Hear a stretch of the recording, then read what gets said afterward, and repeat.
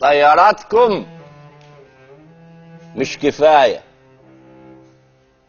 والمدافع مش كفاية،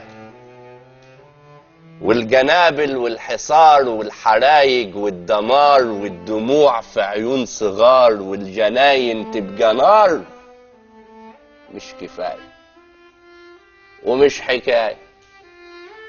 لو عايزيني مرة أخضع غيروني، شوفوا يمكن لو ده ينفع بدلوني، واما ما تلاقوليش طريقة واجهوا لو مرة الحقيقة، واقروا من قرآني آية تفهموا أصل الحكاية.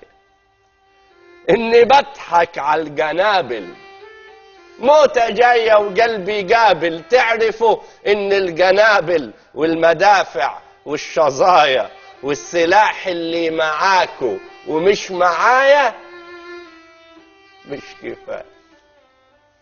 موتوني 1000 مرة ومش كفاية، غصب عنكم بلادي حرة للنهاية.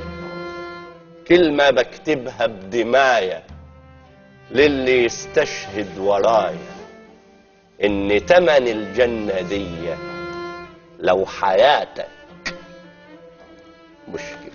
يا عيني يا عيني يا عيني يا عيني، ايه الجمال ده! القصيدة